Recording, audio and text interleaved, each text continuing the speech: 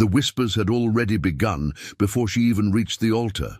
Lady Arabella Hartwell, daughter of a disgraced earl, walked down the aisle of St. George's Church in Hanover Square with her head held high, though her heart trembled with each step.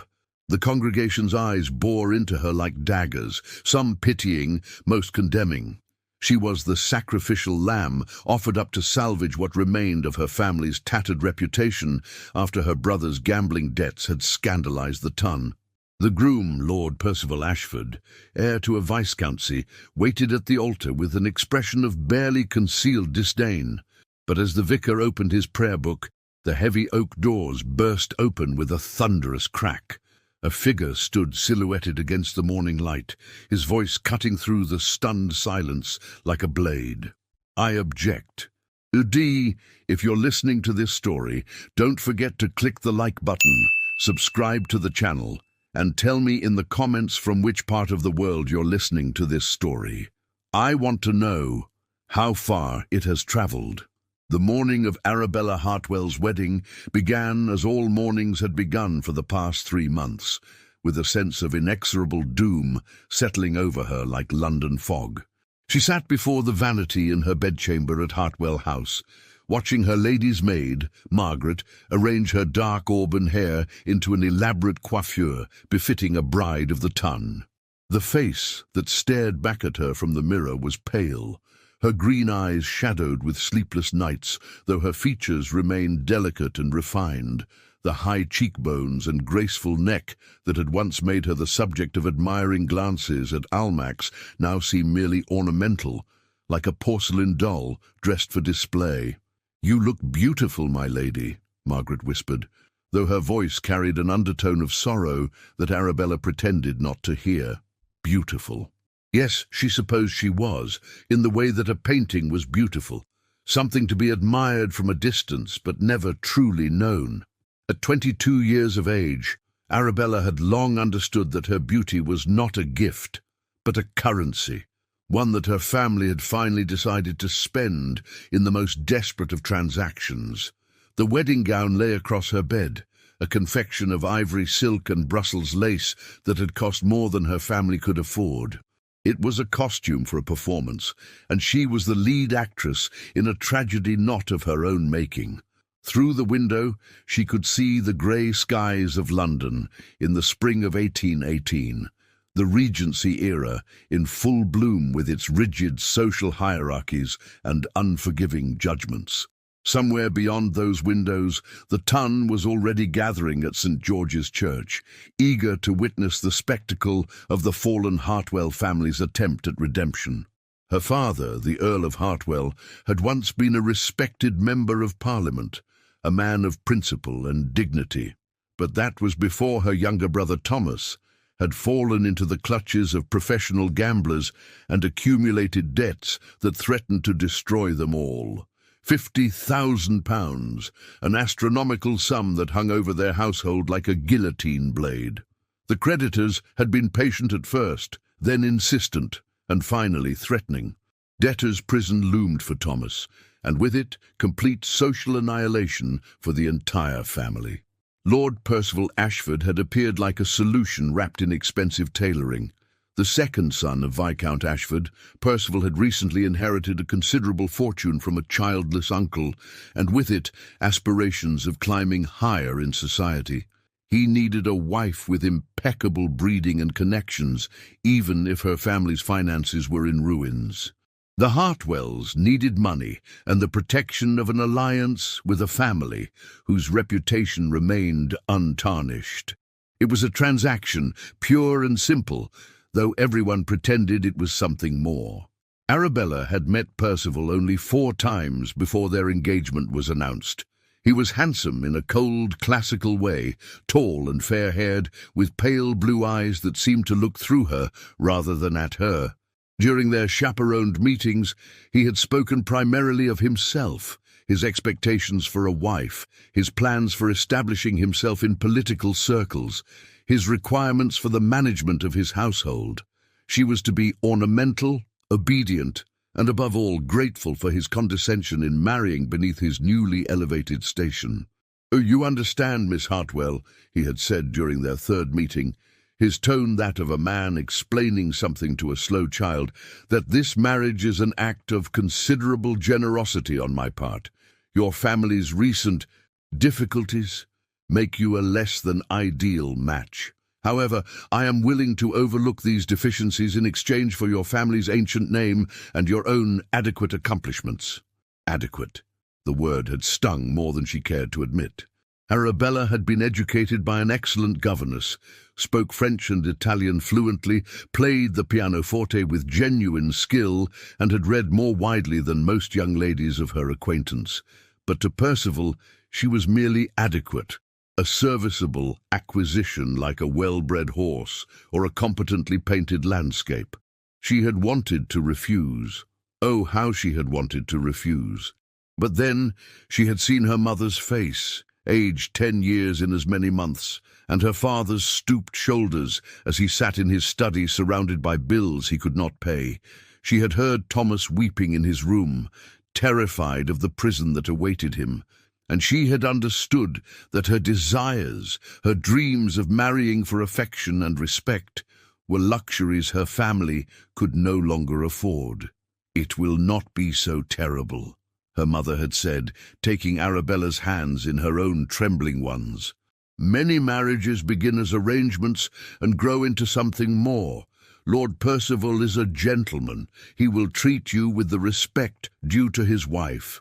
But Arabella had seen the way Percival looked at her, or rather, the way he didn't look at her. To him, she was a problem solved, a box ticked on his list of requirements for advancement. There was no warmth in his gaze, no curiosity about her thoughts or feelings, no indication that he saw her as anything more than a particularly useful piece of furniture. The weeks leading up to the wedding had been a blur of preparations and mounting dread. The banns had been read at St. George's, the wedding breakfast planned, the guest list carefully curated to include those members of the ton whose attendance might help restore the Hartwell family's standing. Percival had been absent for most of it, claiming business in the country, though rumours had reached Arabella that he had been seen frequently in the company of Lady Charlotte Pemberton, a beautiful widow known for her sharp wit and sharper ambitions. When Arabella had tentatively mentioned these rumours to her father, he had dismissed them with a wave of his hand. Men of Lord Percival's station often maintain friendships with ladies of society. "It is not your concern, Arabella. Your duty is to be a good wife, to manage his household, and to provide him with heirs. Nothing more. Nothing more." As if she were nothing more than a vessel for his ambitions, a womb to carry his children, a hostess to serve his guests. The romantic dreams she had harboured as a girl, of a husband who would value her mind, who would laugh with her, who would see her as a partner rather than a possession, had withered like flowers in winter. Margaret finished with her hair and helped her into the wedding gown. The silk whispered against her skin, cool and impersonal. The bodice fit perfectly, emphasizing her slender waist and the graceful line of her shoulders. The lace veil, held in place by a tiara that had belonged to her grandmother, cascaded down her back like a waterfall of gossamer. She looked every inch the beautiful bride, and she felt like a prisoner dressed for execution. A knock at the door announced her father's arrival. The Earl of Hartwell entered slowly, and Arabella's heart clenched at the sight of him. He had aged so much in recent months, his hair now more grey than brown, his face lined with worry and shame. But when he saw her, his eyes filled with tears. "My darling girl," he said, his voice breaking, "you look so like your mother did on our wedding day." Arabella went to him and he embraced her carefully, mindful of her elaborate dress. "Papa," she whispered, "I'm frightened." "I know," he said, stroking her hair as he had when she was a child. "I know, and I am so sorry, Arabella. If there were any other way—" "There isn't," she said firmly, pulling back to look at him. "We both know there isn't, and I will do my duty, Papa. I will make you proud." "You have always made me proud," he said, cupping her face in his hands. "You are the best of us, Arabella. Never forget that. Whatever happens, you are strong and clever and good."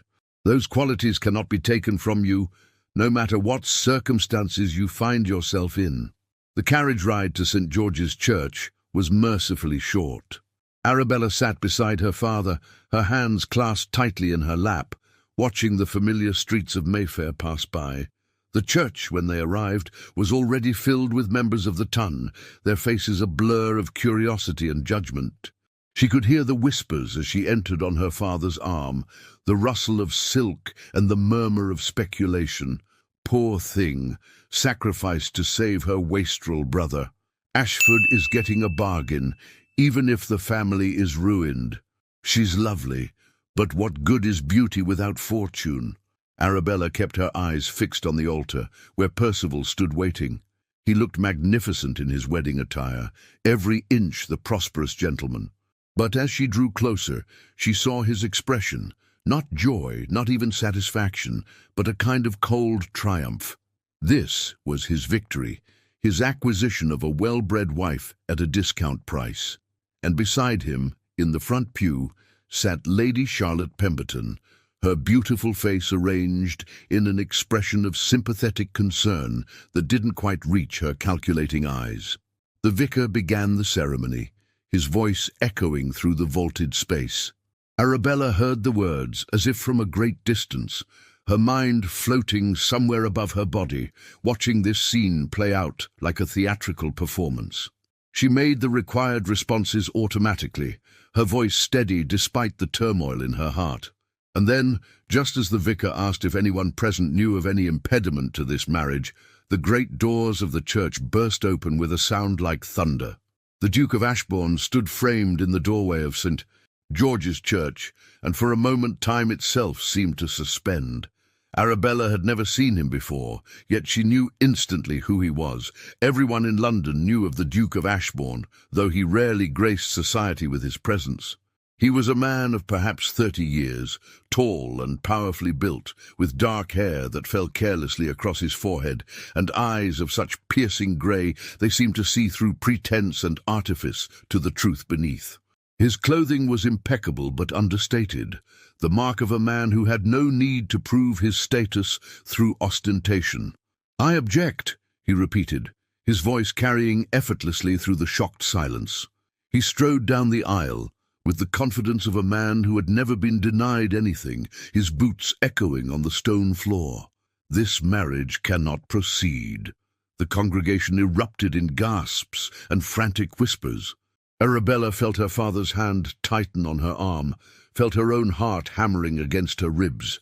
Percival's face had gone from pale to crimson, his jaw clenched with fury. "Your Grace," the vicar stammered, clearly at a loss for how to proceed.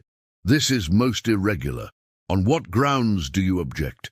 The Duke reached the altar and turned to face the assembled guests, his presence commanding every eye in the room. "On the grounds that Lord Percival Ashford is already married." The church exploded into chaos. Ladies shrieked, gentlemen shouted, and Percival's face drained of all colour. "That is a damned lie!" he roared, but his voice cracked with panic. "Is it?" The Duke's tone was conversational, almost pleasant, which somehow made his words more devastating.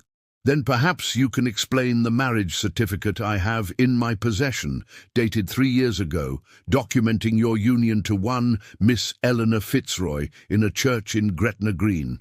Arabella felt the world tilt beneath her feet.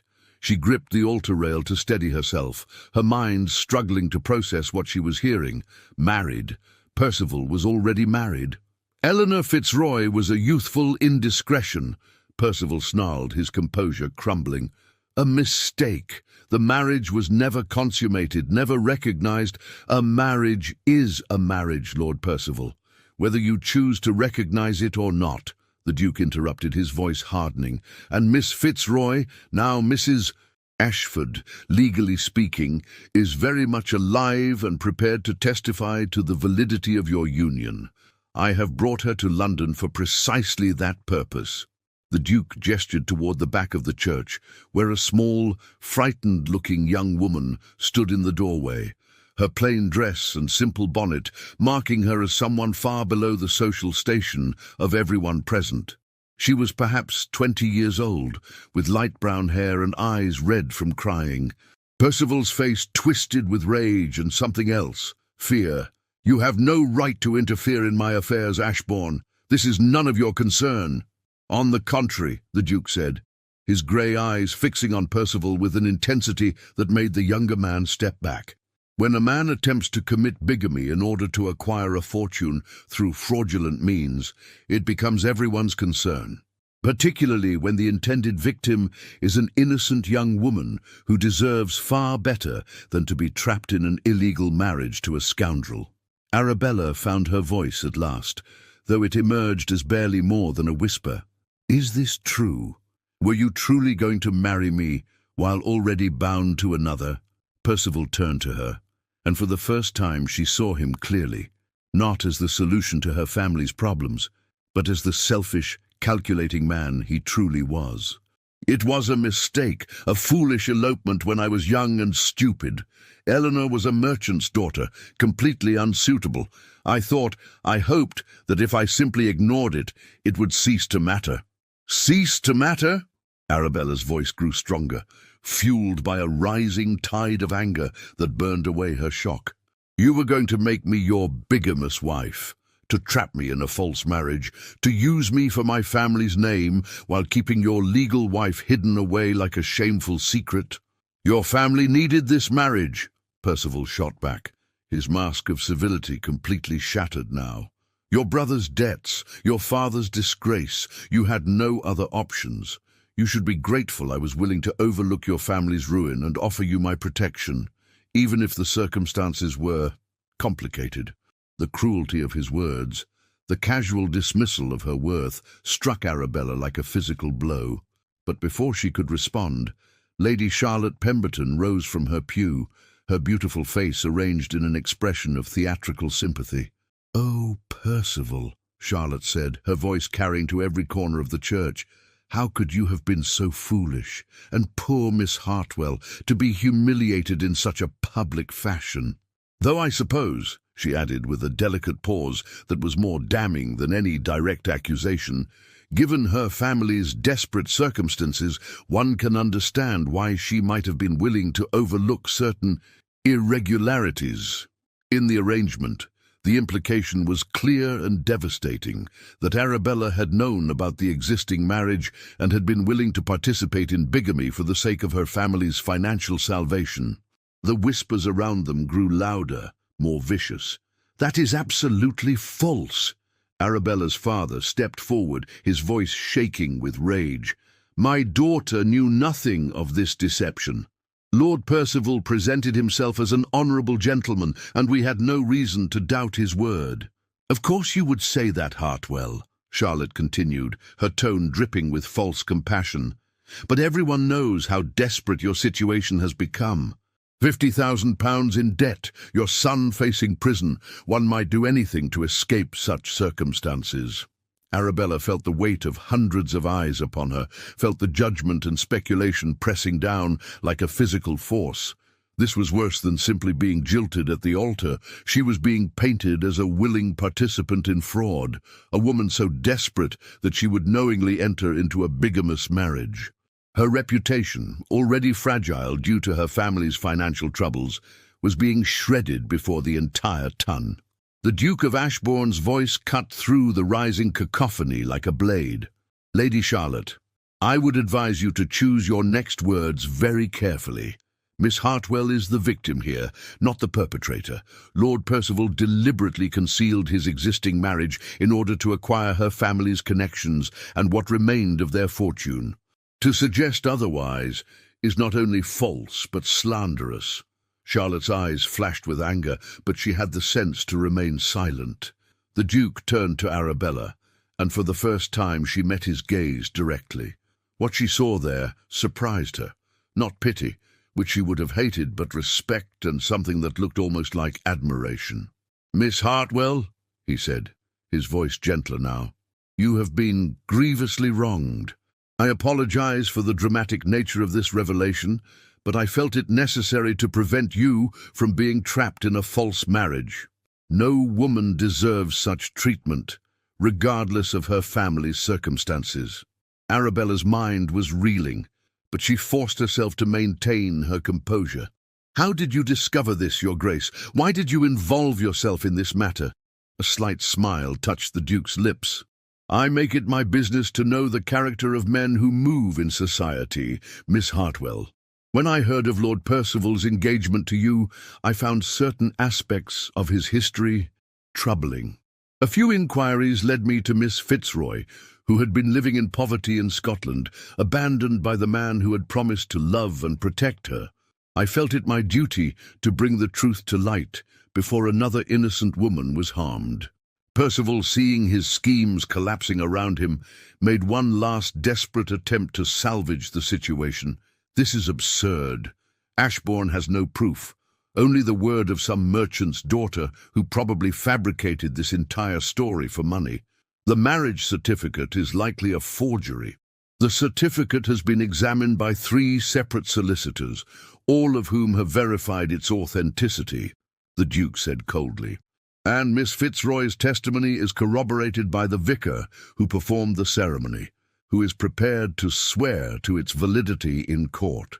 You are legally married, Lord Percival, and any attempt to marry Miss Hartwell would constitute bigamy, a crime punishable by imprisonment." The full weight of scandal crashed down upon the church. Guests were already rising from their pews, eager to escape the scene and spread the gossip throughout London. Arabella stood frozen at the altar, her wedding gown suddenly feeling like a shroud, her carefully arranged future dissolving into chaos and shame. Her mother appeared at her side, tears streaming down her face. "Come, Arabella, we must leave. We must get you away from here." But where could they go? Arabella thought wildly. The wedding breakfast was cancelled, the alliance destroyed, and now, thanks to Charlotte's insinuations, her own reputation was in tatters.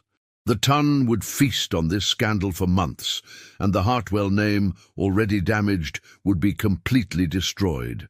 Thomas would still face debtor's prison, her father would be ruined, and she would be forever known as the girl who was almost married to a bigamist, with whispers following her that she had known and been complicit in the fraud. The Duke of Ashbourne stepped closer, his voice low enough that only Arabella and her parents could hear. "Lord Hartwell, Lady Hartwell, Miss Hartwell, I would like to speak with you privately. I believe I may have a solution to your difficulties, if you will permit me to call upon you this afternoon." Arabella's father looked at the Duke with a mixture of gratitude and suspicion. "Your Grace, you have already done us a great service by preventing this disastrous marriage. We could not possibly impose upon your generosity further." "It is no imposition," the Duke said firmly. "Please, allow me to call upon you at 4 o'clock. I believe we have much to discuss." Before her father could respond, Arabella found herself speaking. "Why?" she asked, her voice steady, despite the turmoil raging inside her. "Why would you help us, Your Grace? You don't know us. We have nothing to offer you." The Duke's grey eyes met hers, and she saw something in their depths that she couldn't quite name, something that made her breath catch in her throat. "Perhaps I simply believe that justice should be served, Miss Hartwell, and perhaps I see value where others see only difficulty." With that cryptic statement, he bowed and turned to leave, his presence commanding respect, even as the church emptied around them in a flurry of shocked whispers and avid speculation. Arabella watched him go, her mind spinning with questions and a strange, unfamiliar sensation that felt almost like hope. But as she turned to leave the church on her father's arm, still wearing her wedding gown like a costume from a play that had ended in disaster, she caught sight of Charlotte Pemberton's face. The widow was smiling, a small, satisfied smile that promised this humiliation was far from over. The carriage ride back to Hartwell House was silent, except for her mother's quiet weeping. Arabella sat rigid and dry-eyed, her mind already working through the implications of what had just occurred. The scandal would be enormous.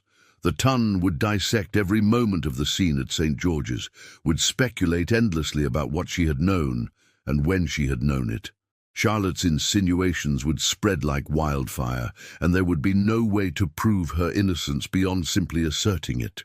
And yet, beneath the shock and humiliation, Arabella felt something else stirring, a fierce, burning anger at Percival for his deception, at Charlotte for her cruelty, at the entire system that had made her a commodity to be traded for her family's salvation. She had been willing to sacrifice herself for duty, but she would not be made a scapegoat for another man's crimes. When they arrived home, the servants' faces were carefully blank, but Arabella could see the pity in their eyes.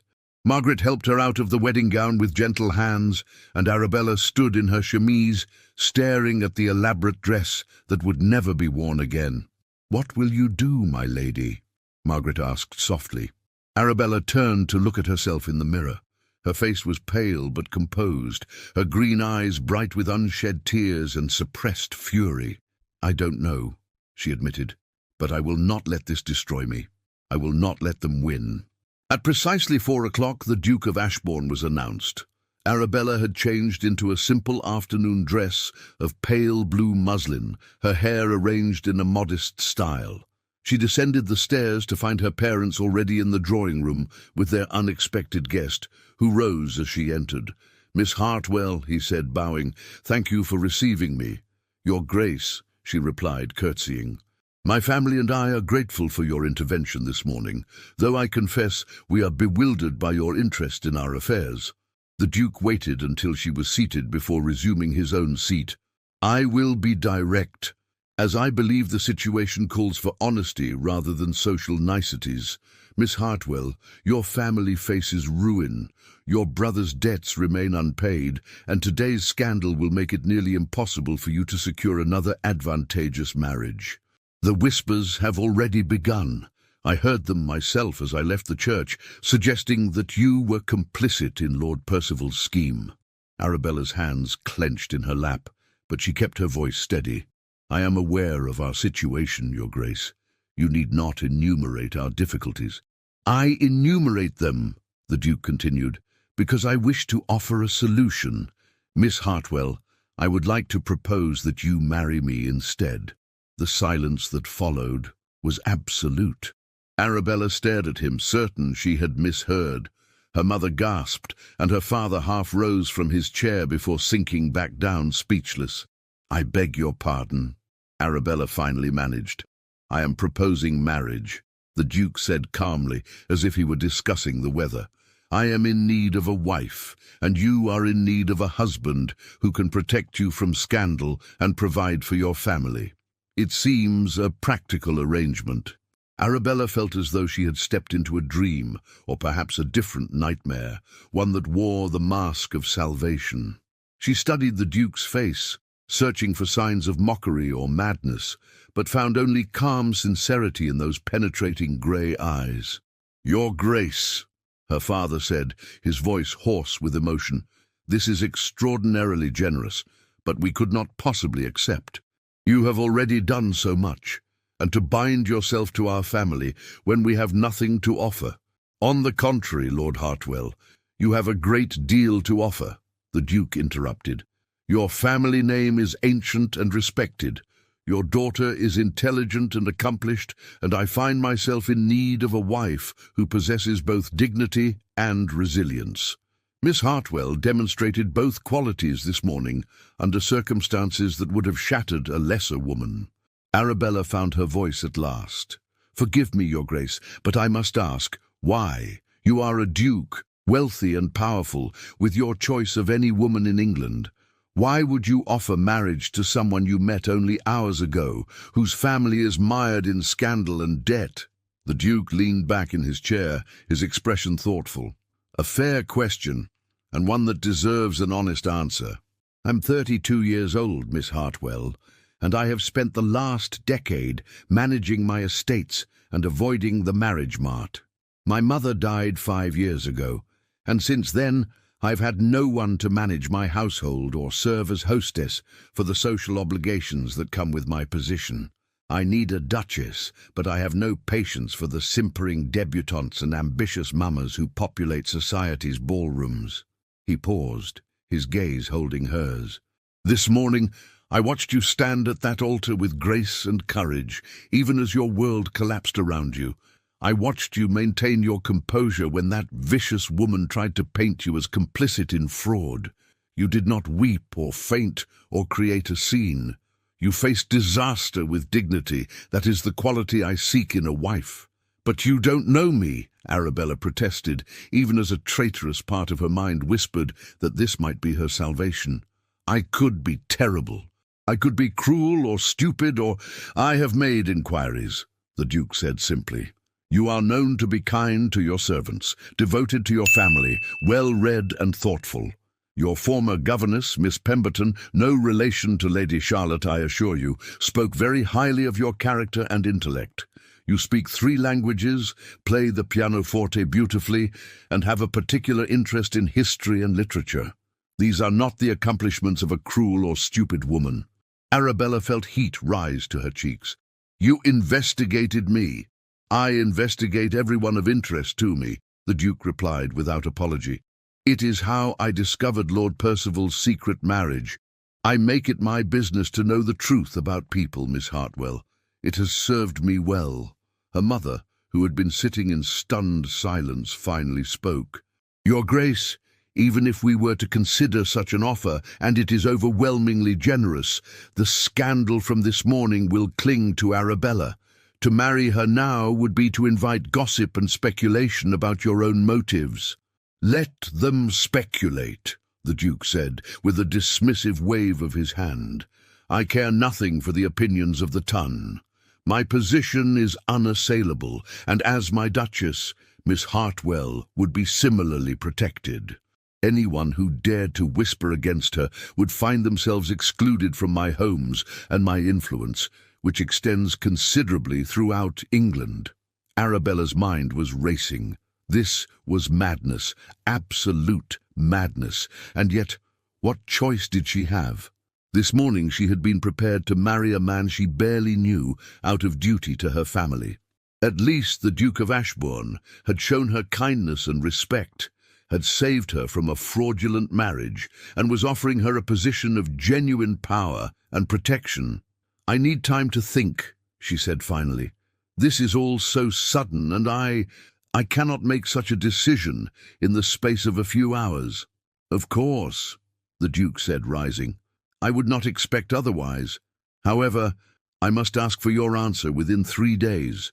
The scandal from this morning will spread quickly, and the longer we wait, the more damage will be done to your reputation. If we announce our engagement immediately and marry quickly, we can control the narrative. The ton will see it as a romantic rescue.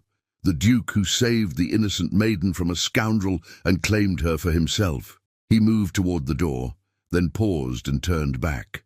Miss Hartwell, I want to be clear about what I am offering. This would be a marriage of convenience, at least initially. I would expect you to manage my household, serve as my hostess, and eventually provide an heir. In return, I would pay your brother's debts, restore your family's standing, and treat you with the respect and consideration due to my Duchess. I would not demand affection or love. Those things cannot be commanded. But I would offer you protection, security, and freedom to pursue your own interests within the bounds of propriety. After he left, Arabella sat in silence with her parents, the weight of the decision pressing down upon her. Her father looked 10 years older, torn between hope and guilt. Her mother wept quietly into her handkerchief. You don't have to do this, Arabella, her father said finally. We will find another way. I won't have you sacrifice yourself again. What other way, Papa? Arabella asked gently. Thomas still faces prison. Our creditors still demand payment. And now, thanks to Charlotte Pemberton's poison, I am tainted by association with Percival's crimes. No respectable man will offer for me now. The Duke is right, this may be my only chance. But to marry a stranger, I was prepared to marry Percival, who was also a stranger, Arabella pointed out. At least the Duke has shown himself to be honourable. He could have simply exposed Percival's bigamy and left us to face the consequences alone. Instead, He offers a solution that benefits us all. That night, Arabella lay awake in her bed, staring at the ceiling and trying to imagine her future. The Duke of Ashbourne, she didn't even know his given name. She knew only his reputation. A powerful man who shunned society, who managed his vast estates with legendary efficiency, who was respected and perhaps a little feared by his peers. He was said to be fair but exacting, generous to his tenants but intolerant of incompetence or dishonesty. And he wanted to marry her. The next morning brought a flood of calling cards and notes, though not the kind Arabella might have hoped for. Several of her former friends sent brief, cold messages expressing their concern and their regret that they would be unable to receive visitors for the foreseeable future. The meaning was clear. She was being cut, excluded from polite society, marked as tainted by scandal. But there was one note that surprised her. It was from a Lady Beatrice Ashbourne, written in an elegant, flowing hand. "My dear Miss Hartwell, I am the Duke of Ashbourne's aunt, and I have heard of yesterday's distressing events. My nephew has informed me of his intention to offer for your hand, and I write to extend an invitation for you to visit me at my home in Bloomsbury this afternoon, if you are willing. I believe we have much to discuss, and I would very much like to make your acquaintance before you make your decision. I remain, with warmest regards." Lady Beatrice Ashbourne Arabella showed the note to her mother, who looked both hopeful and anxious. "Lady Beatrice is well respected in society," her mother said. "She is a widow, quite independent, known for her intelligence and her charitable works. If she supports the match, it would go a long way towards silencing the gossips." That afternoon, Arabella found herself in a comfortable drawing-room in Bloomsbury, facing a woman of perhaps 55 years, with silver hair, keen blue eyes, and a warm smile that immediately put her at ease. Lady Beatrice was dressed elegantly, but not ostentatiously, and her home was filled with books, paintings, and an atmosphere of cultured refinement. "My dear Miss Hartwell," Lady Beatrice said, taking Arabella's hands in her own, "what a dreadful ordeal you have endured. Please sit down. I've ordered tea, and I promise you that anything we discuss will remain in complete confidence."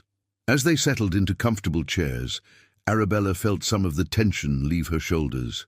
There was something about Lady Beatrice that reminded her of her old governess, a combination of warmth and wisdom that invited trust. "My nephew tells me he has proposed marriage," Lady Beatrice said without preamble. "And I imagine you are quite bewildered by the entire situation." That is an understatement, Lady Beatrice," Arabella admitted. "I don't understand why the Duke would involve himself in my affairs, much less offer marriage. Surely there must be dozens of suitable young ladies who would be thrilled to become his Duchess." Lady Beatrice smiled. "Dozens, certainly. Suitable? That is another matter entirely. My nephew is a complicated man, Miss Hartwell. He is brilliant, principled, and utterly uninterested in the frivolous games of the tongue. His parents' marriage was a love match, you see, and he watched his father nearly destroy himself with grief when his mother died. I think William, that is the Duke's given name, William, decided then that love was too dangerous, too painful. He has avoided emotional entanglements ever since." "Then why marry at all?" Arabella asked. "Because he needs an heir, and because his estates require a mistress," Lady Beatrice replied. "But more than that, I think he is lonely, though he would never admit it. He has isolated himself in his work, in the management of his properties, and he has forgotten how to simply live.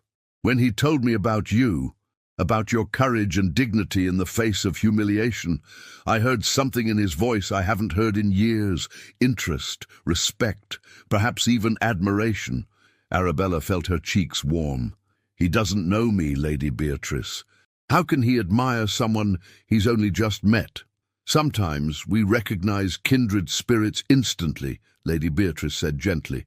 "William saw in you someone who understands duty and sacrifice, who faces adversity with grace.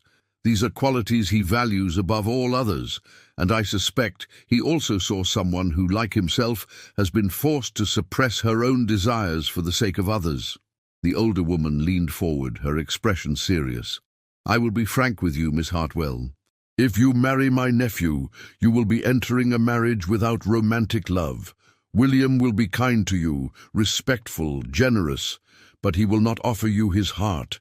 He locked that away when his mother died, and I don't know if he will ever open it again.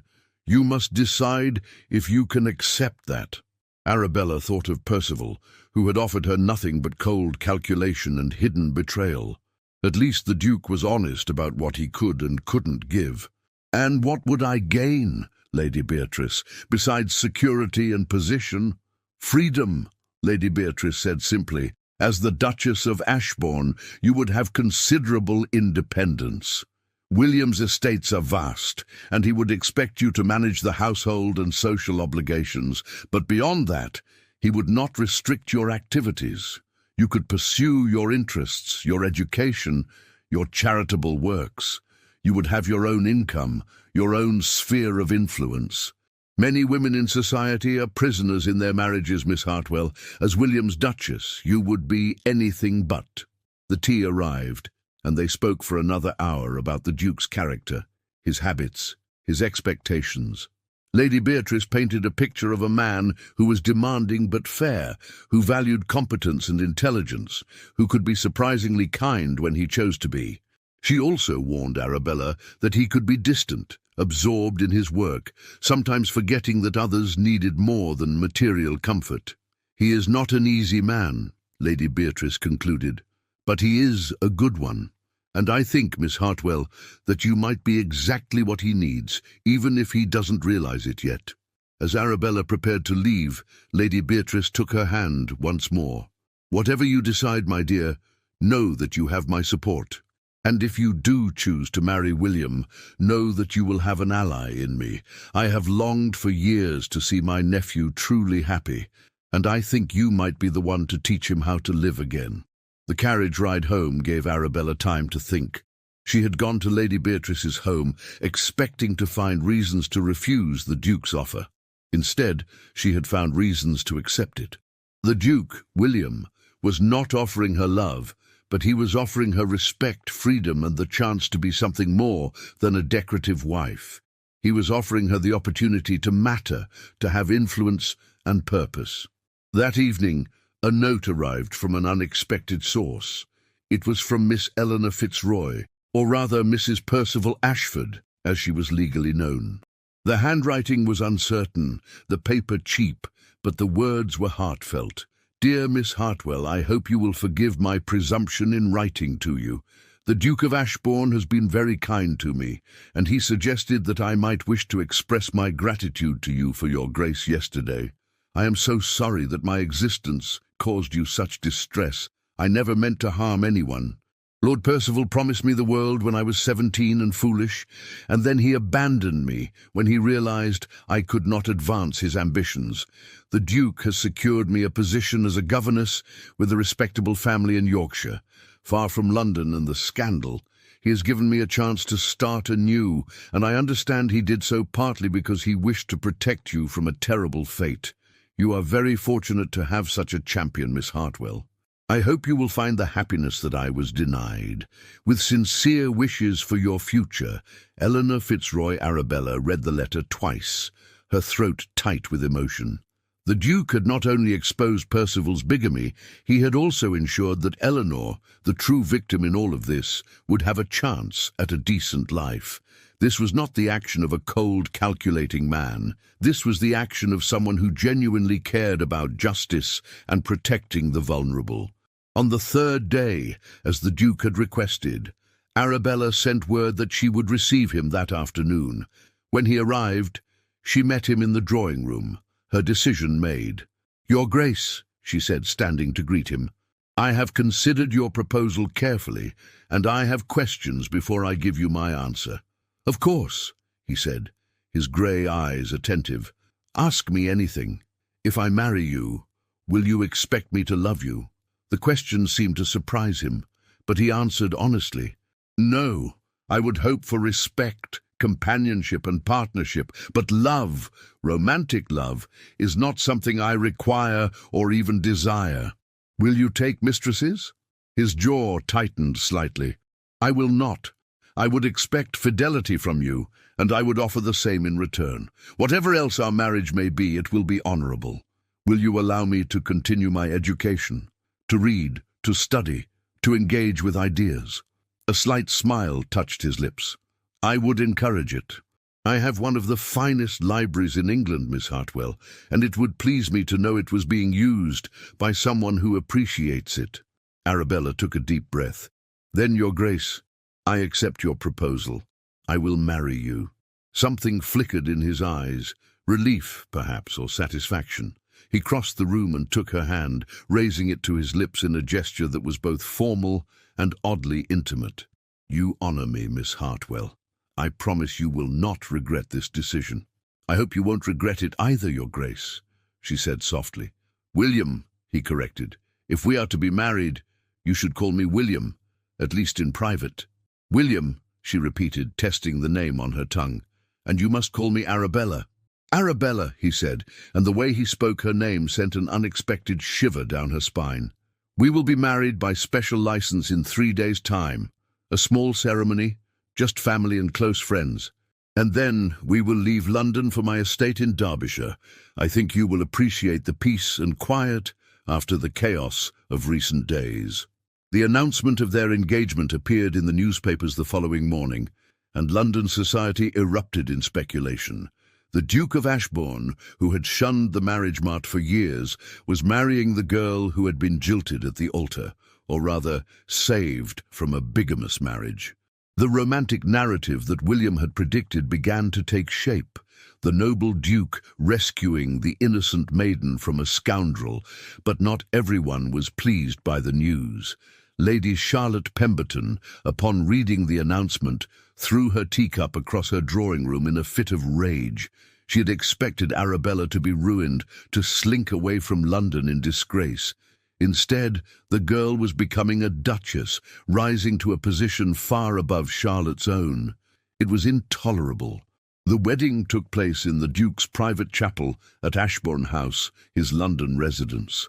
Arabella wore a simple gown of cream silk, far less elaborate than the wedding dress that had been meant for Percival. Lady Beatrice stood beside her as a witness, offering encouraging smiles throughout the brief ceremony. Thomas was there, looking both grateful and guilty, and her parents wept tears that seemed equal parts joy and sorrow. When William placed the ring on her finger, a magnificent emerald surrounded by diamonds, and spoke his vows in that deep, steady voice, Arabella felt the full weight of what she had done. She was a duchess now, bound to a man she barely knew, embarking on a life she could not have imagined mere days ago.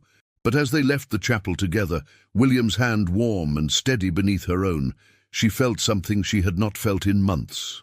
Hope. Perhaps this marriage would never be a love match.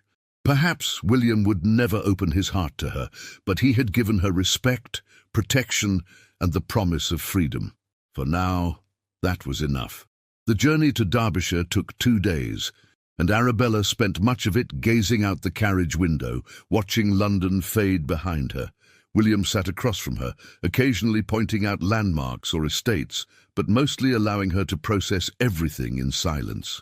She appreciated his restraint, his understanding that she needed time to adjust to her new reality.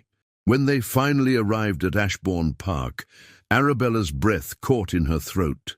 The estate was magnificent, a sprawling Palladian mansion set in hundreds of acres of parkland, with formal gardens, a lake, and rolling hills stretching to the horizon. It was beautiful, imposing, and utterly unlike anything she had ever called home. "Welcome to Ashbourne Park," William said, helping her down from the carriage. "Your new home, Arabella. I hope you will be happy here." As she stood before the grand entrance, surrounded by servants who had lined up to greet their new duchess, Arabella felt the final pieces of her old life falling away. She was no longer Miss Arabella Hartwell, the sacrificial bride offered up to save her family. She was the Duchess of Ashbourne, and her new life was just beginning. The first weeks at Ashbourne Park passed in a blur of activity and discovery. Arabella threw herself into learning the intricacies of managing a ducal household, and she found, to her surprise, that she possessed a natural aptitude for it. The housekeeper, Mrs. Thornton, a stern but fair woman of 60 years, initially regarded her new mistress with skepticism. After all, the Duchess was young and had arrived under scandalous circumstances. But Arabella's genuine interest in the welfare of the servants, her quick mind for household accounts, and her respectful manner soon won the older woman's loyalty. "Your Grace has a gift for this," Mrs. Thornton said one morning as they reviewed the weekly menus together. "Many young ladies of quality consider household management beneath them, but you understand that a well-run estate is the foundation of everything." William, too, seemed pleased with her adaptation to her new role. He spent most of his days in his study, managing his various estates and business interests, but he made a point of dining with Arabella each evening. Their conversations were initially formal, cautious, but gradually they began to find common ground. They discovered a shared love of history, a mutual appreciation for well-crafted arguments, and a similar dry sense of humor that occasionally surprised them both into laughter. One evening, as they sat in the library after dinner, William looked up from his correspondence to find Arabella absorbed in a thick volume of Roman history, her brow furrowed in concentration. "What has captured your attention so thoroughly?" he asked. She glanced up, a slight flush coloring her cheeks. "I'm reading about the Emperor Hadrian and his travels throughout the empire. I've always been fascinated by how he sought to understand the diverse peoples under his rule, rather than simply imposing Roman culture upon them. It seems a wise approach to governance." William set down his papers, his grey eyes intent upon her. "You think a ruler should adapt to his subjects, rather than demanding they adapt to him?" "Not entirely," Arabella said thoughtfully, "but I think there must be a balance. Understanding and respect must flow in both directions, or resentment builds until the entire structure collapses. The Roman Empire lasted as long as it did partly because it was flexible enough to incorporate different traditions and perspectives." "An interesting parallel to marriage, perhaps," William said quietly. Their eyes met, and something unspoken passed between them, an acknowledgement that they, too, were learning to balance their different perspectives, to build something stable from an arrangement that had begun in chaos and necessity. But their peaceful interlude in Derbyshire could not last forever. 6 weeks after their wedding, a letter arrived from Lady Beatrice, written in her characteristic flowing hand. "My dear William and Arabella, I hope this letter finds you both well, and that Derbyshire is providing the respite you need. However, I must inform you that the gossip in London has not subsided as we might have hoped. Lady Charlotte Pemberton has been quite active in spreading rumours about the circumstances of your marriage, suggesting everything from a prior secret understanding between you and Arabella to the possibility that the entire scandal with Lord Percival was orchestrated to trap you into marriage. The whispers are growing louder, and I fear that if you do not return to London soon and present a united front, the damage to Arabella's reputation, and by extension to the Ashbourne name, may become permanent. The season is in full swing, and your absence is being interpreted as confirmation that there is something shameful to hide. I suggest you return for the Duchess of Marlborough's ball next month. It is the most significant event of the season, and your attendance would make a powerful statement. Arabella must be seen as your Duchess, confident and secure in her position, not as a woman hiding in the country from scandal. With love and concern, Aunt Beatrice Arabella read the letter with a sinking heart. She had been so grateful for the peace of Ashbourne Park, for the chance to establish herself as William's wife, away from the judgmental eyes of the ton. The thought of returning to London, of facing Charlotte Pemberton and all those who had witnessed her humiliation at St. George's, filled her with dread. William, however, seemed energized by the challenge. "Aunt Beatrice is right," he said, his jaw set with determination. We cannot hide here forever. If we are to silence the gossips, we must face them directly. And we must show them that you are not some desperate girl who trapped me into marriage, but my chosen duchess, worthy of respect and admiration." "But how?" Arabella asked, her voice small. "Charlotte has had weeks to poison minds against me. Half of London probably believes I was complicit in some scheme." "Then we will show them the truth," William interrupted, taking her hands in his. "Arabella, you are intelligent, accomplished, and gracious. When society sees you as my duchess, confident, poised, and clearly valued by me, the gossip will lose its power. But you must believe in yourself. You must walk into that ballroom as though you have every right to be there, because you do." His faith in her was both touching and terrifying. "I don't know if I can," she admitted. "You can," he said firmly. "You stood at that altar and faced public humiliation with more grace than most people could muster in a lifetime. You have managed this household brilliantly in a matter of weeks. You have earned your place as the Duchess of Ashbourne, and I will be beside you every step of the way to ensure that everyone knows it." They returned to London 3 weeks later, taking up residence at Ashbourne House in Mayfair. The house was even more magnificent than the Derbyshire estate, a grand townhouse with soaring ceilings, priceless artwork, and an atmosphere of understated wealth and power. Arabella felt dwarfed by it at first, but William's steady presence and Lady Beatrice's enthusiastic support helped her find her footing. Lady Beatrice arrived the day after they settled in, bringing with her a modiste and a clear plan of action. "You must have a new wardrobe," she declared, surveying Arabella with a critical but kind eye. "Nothing ostentatious, but everything must be of the finest quality and the latest fashion. You are a duchess now, and you must look the part." Over the next 2 weeks, Arabella was fitted for gowns, pelisses, and evening dresses in rich fabrics and jewel tones that complemented her auburn hair and green eyes. William presented her with the Ashbourne diamonds, a magnificent parure of necklace, earrings, and tiara that had belonged to his mother, and insisted she wear them to the Marlborough ball. "They suit you," he said, as he fastened the necklace around her throat the evening before the ball, his fingers warm against her skin. "My mother would have liked you, I think. She valued intelligence and courage above all else." Arabella met his eyes in the mirror, seeing something in their grey depths that made her heart beat faster. "I wish I could have known her." "So do I," he said softly, and for a moment his usual reserve cracked, revealing a glimpse of the grief he still carried. Then he stepped back, his expression once again composed. "Tomorrow night, Arabella, we make our statement to society. Are you ready?" "I will be," she said, with more confidence than she felt. The night of the Duchess of Marlborough's ball arrived with all the weight of a military campaign.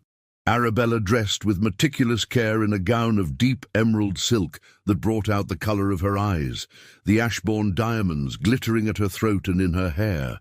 William, in his formal evening attire, looked every inch the powerful Duke, and when he offered her his arm, she felt a surge of gratitude for his solid, reassuring presence. The ballroom at Marlborough House was ablaze with candlelight, filled with the cream of London society. As the Duke and Duchess of Ashbourne were announced, a hush fell over the crowd. Arabella felt hundreds of eyes upon her, felt the weight of speculation and judgment, but she kept her head high and her expression serene, just as William had taught her. They descended the grand staircase together, and Arabella was acutely aware of the whispers that followed in their wake, but she also noticed something else, the way people stepped aside to let them pass, the respectful bows and curtsies, the acknowledgement of William's power and position. As his Duchess, she was afforded that same respect, whether the ton liked it or not. Lady Beatrice appeared at their side almost immediately, resplendent in purple silk. "You look magnificent, my dear," she said to Arabella, loud enough for those nearby to hear. "That gown is perfection, and the Ashbourne diamonds have never looked better. William, you must be very proud of your Duchess." "I am," William said, his voice carrying clearly. Arabella has exceeded every expectation. Ashbourne Park has never been better managed, and I count myself fortunate to have such an accomplished and intelligent wife." The public declaration of his satisfaction sent ripples through the crowd. This was not the behavior of a man who had been trapped into an unwanted marriage. This was a husband expressing genuine pride in his wife. They moved through the ballroom, William introducing Arabella to various members of the ton with a proprietary air that left no doubt about her status. The Duchess of Marlborough herself, a formidable woman in her 60s, greeted them warmly. "My dear Duchess of Ashbourne," she said, taking Arabella's hands, "how delightful to finally meet you properly. I have heard such wonderful things about your management of Ashbourne Park. Mrs. Thornton wrote to my own housekeeper, singing your praises. Quite unprecedented, I assure you. The woman is notoriously difficult to impress." Arabella felt a rush of warmth toward the unknown Mrs. Thornton, who had apparently been working behind the scenes to support her new mistress. "Your Grace is too kind. I have been blessed with excellent staff who have made my transition to my new role much easier than it might have been." "Gracious and modest," the Duchess of Marlborough said approvingly. "Ashbourne, you have chosen well." But not everyone was so welcoming. As they moved through the crowd, Arabella caught sight of Lady Charlotte Pemberton holding court near the refreshment tables, surrounded by a group of fashionable young women and gentlemen. Charlotte looked stunning in a gown of crimson silk that clung to her curves, her dark hair arranged in elaborate curls. When her eyes met Arabella's, they glittered with malice. "Ah, the Duke and Duchess of Ashbourne," Charlotte said, her voice carrying across the immediate vicinity. "How brave of you to venture back into society, Your Grace. I imagine it must be quite daunting after such a dramatic introduction to married life." William's hand tightened on Arabella's arm, but his voice remained cool and controlled. "Lady Charlotte, I trust you are well?" "Quite well, thank you," Charlotte replied, her smile sharp as a blade. "Though I confess I have been concerned about dear Miss Hartwell. Forgive me, the Duchess of Ashbourne. It must be so difficult to hold one's head up after being jilted at the altar, even if one did manage to secure a duke in the aftermath. Some might say it was all rather convenient." The implication was clear and insulting. Several people nearby gasped, and Arabella felt her cheeks burn, but before William could respond, she found her own voice, steady and clear. "How kind of you to be concerned, Lady Charlotte," Arabella said, her tone pleasant, but with an edge of steel beneath it. "Though I must correct your characterization of events. I was not jilted. I was saved from entering into a bigamous marriage by my husband's timely intervention. As for convenience, I would say it was rather more a matter of justice and good fortune. The Duke recognized that I had been grievously wronged and offered me the protection of his name and position. I consider myself extraordinarily fortunate, not merely convenient." Charlotte's eyes narrowed. How romantic! Though one does wonder what the Duke saw in a girl whose family was so desperate that they were willing to marry her off to anyone who could pay their debts. £50,000 is quite a sum, is it not? The cruelty of the attack took Arabella's breath away, but William stepped forward, his voice dropping to a tone that was all the more dangerous for its quietness. "Lady Charlotte, you will cease this line of conversation immediately. My wife's family faced financial difficulties through no fault of their own, and they handled those difficulties with dignity and honour. The same cannot be said for Lord Percival Ashford, who attempted to commit bigamy and fraud. If you continue to spread malicious gossip about the Duchess of Ashbourne, you will find yourself unwelcome in any home that values my friendship or patronage. Do I make myself clear?" The threat was unmistakable, and Charlotte paled slightly, but she rallied quickly, her smile brittle. "Of course, Your Grace, I meant no offence. I was merely expressing concern for an old acquaintance."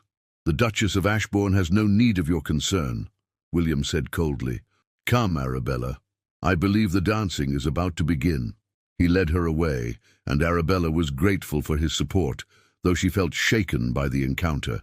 They had barely reached the edge of the dance floor when a new voice interrupted them. "Your Grace, Duchess, good evening." Arabella turned to find herself face to face with a gentleman she had not met before. He was perhaps 28 years old, with light brown hair, warm hazel eyes, and an open, friendly expression that was a stark contrast to Charlotte's venom. He was handsome in an understated way, and there was something about his manner that immediately put her at ease. "Lord Ashford," William said, and Arabella felt him tense beside her. "I did not expect to see you here. I arrived in London only yesterday," the gentleman replied. "I felt it was time I paid my respects to my cousin and his new bride. Duchess, allow me to introduce myself properly. I am Edmund Ashford, Viscount Ashford, no relation to the infamous Percival, I hasten to add. Our families share a name, but no blood connection, thankfully." Arabella curtsied, studying him with interest. "Lord Ashford, it is a pleasure to meet you." "The pleasure is entirely mine," Edmund said with a warm smile. "I have heard a great deal about you, Your Grace, and I must say that the reports do not do you justice. William is a fortunate man." There was genuine warmth in his voice, and Arabella found herself smiling in return. "You are too kind, Lord Ashford." "Edmund, please," he said. "We are family now, after all. William and I grew up together. He is more brother to me than cousin. I hope we shall be friends as well, Duchess." "Arabella," she said impulsively, "and I would like that very much." William was watching this exchange with an expression Arabella couldn't quite read. "Edmund has been travelling on the continent for the past 2 years, he explained. "I did not know he had returned to England." "I came back as soon as I heard about your marriage," Edmund said. "I wanted to meet the woman who finally convinced my notoriously marriage-averse cousin to take a wife. Duchess, Arabella, would you do me the honour of the next dance? With your husband's permission, of course." William hesitated for just a moment, then nodded. "Of course. Arabella, I must speak with Lord Pemberton about some business matters. Edmund will take excellent care of you." As William moved away, Edmund offered Arabella his arm and led her onto the dance floor. The orchestra struck up a waltz, and he guided her into the steps with practiced ease. "You must forgive my cousin," Edmund said as they danced. "He can be rather protective, and he has been isolated for so long that he sometimes forgets how to navigate social situations with grace. But I assure you, beneath that stern exterior beats a genuinely good heart." "I am beginning to discover that," Arabella said, "though I confess your cousin remains something of a mystery to me. We have been married for 2 months, and I feel I am only just beginning to understand him." "William has always been guarded," Edmund said thoughtfully. "Even as a boy, he kept his feelings close, but when he cares for someone, he is fiercely loyal and protective. The fact that he married you at all, Arabella, speaks volumes. He could have simply exposed Percival Ashford's bigamy and left your family to manage the aftermath. Instead, he offered you his name and protection. That is not the action of a man acting purely from duty." Arabella felt her heart skip. "What do you mean?" Edmund smiled. "I mean that my cousin may not realize it yet, but I suspect he saw something in you that intrigued him, something beyond mere duty or convenience. William has never done anything impulsively in his life. The fact that he proposed to you within hours of your first meeting suggests that you made quite an impression." Before Arabella could respond, the dance ended, and Edmund returned her to William's side with a bow. "Thank you for the dance, Arabella. William, you must bring your Duchess to visit me at Ashford Manor. I'm hosting a small gathering next week. Nothing too formal, just a few close friends. I think Arabella would enjoy meeting some people outside the usual ton circles." "We shall see," William said noncommittally, but Arabella noticed that his eyes followed Edmund as the younger man moved away through the crowd. "He seems very kind," Arabella ventured. "He is," William agreed. "Edmund is one of the few people in society whose friendship I genuinely value. He has always been more comfortable with people than I am, more able to navigate the social world with ease. Sometimes I envy him that gift." The admission surprised Arabella. It was rare for William to reveal anything about his inner thoughts or feelings. Before she could respond, however, they were approached by a succession of guests, all eager to meet the new Duchess of Ashbourne and curry favour with the Duke. Arabella found herself answering questions about Ashbourne Park, accepting compliments on her gown, and engaging in the sort of polite small talk that was the currency of the ton. She was exhausted by the time they finally returned home in the early hours of the morning, but she also felt a sense of triumph. They had faced down Charlotte Pemberton's malice, had presented a united front to society, and had demonstrated that Arabella was not some desperate girl to be pitied, but a duchess to be respected. As William helped her down from the carriage, he said quietly, "You were magnificent tonight, Arabella. You handled Charlotte's venom with grace and dignity, and you charmed everyone you spoke with. I was proud to have you at my side." The warmth in his voice made Arabella's breath catch. "Thank you, William. I could not have done it without your support." He raised her hand to his lips, his grey eyes holding hers in the lamplight. "We make a good team, I think. Perhaps this marriage of convenience is not such a terrible arrangement after all." "Perhaps not," Arabella agreed softly, and as they entered Ashbourne House together, she felt something shift between them, something fragile and new, like the first green shoots of spring pushing through winter soil.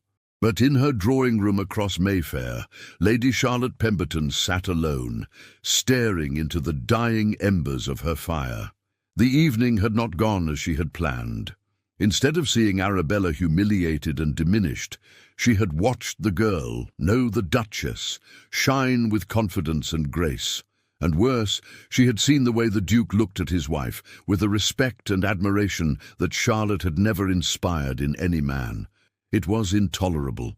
Arabella Hartwell had been meant to fade into obscurity, ruined by scandal. Instead, she had risen to become one of the most powerful women in England. Charlotte's fingers clenched around her wineglass as a cold determination settled over her. This was not over, not by a long measure. If Arabella thought she had won, she was very much mistaken. The weeks following the Marlborough Ball brought a subtle but unmistakable shift in Arabella's position within London society. Invitations flooded into Ashbourne House, not the tentative, curious sort that had arrived immediately after her marriage, but genuine requests for her presence at dinners, musicales, and garden parties. The Duchess of Ashbourne, it seemed, had passed some invisible test, and the ton was now eager to claim her as one of their own. William observed this transformation with quiet satisfaction. He had always known that Arabella possessed the qualities necessary to succeed in her role, but watching her navigate the treacherous waters of high society with increasing confidence filled him with an emotion he was reluctant to name. It was more than pride, more than satisfaction. It was something warmer, something that made him seek out her company, even when duty did not require it. They fell into a comfortable routine. Mornings were spent separately, William in his study attending to business, Arabella managing the household or receiving callers, but afternoons often found them together in the library, reading in companionable silence or discussing the books they had discovered. Evenings were reserved for social obligations or quiet dinners at home, followed by more time in the library or the music room, where Arabella would play the pianoforte while William listened, his correspondence forgotten. One afternoon, as they sat together reviewing invitations, Arabella looked up from a particularly ornate card. "Lord Edmund has invited us to his gathering at Ashford Manor this weekend. He mentions it will be a small party, no more than 20 guests, focused on intellectual conversation and artistic pursuits rather than the usual society entertainments. May we accept?" William studied her face, noting the genuine interest in her eyes. "You wish to go?" "I do," she admitted. "Edmund seems to gather around him people of substance, writers, artists, reformers. It would be refreshing to engage in conversations about ideas rather than gossip and fashion, though if you would prefer not to—" "We shall go," William decided. "Edmund's gatherings are always stimulating, and I think you will enjoy meeting his circle. They are unconventional but brilliant, much like Edmund himself." Arabella's smile was radiant, and William felt that unfamiliar warmth spread through his chest again. He was beginning to realize that making her happy had become important to him, more important than he had anticipated when he had proposed this marriage of convenience. The journey to Ashford Manor in Hertfordshire took only a few hours, and they arrived on a golden Friday afternoon in late June. Edmund's estate was smaller than Ashbourne Park, but no less beautiful, with gardens that seemed to blend seamlessly into the surrounding countryside and a house that felt welcoming rather than imposing.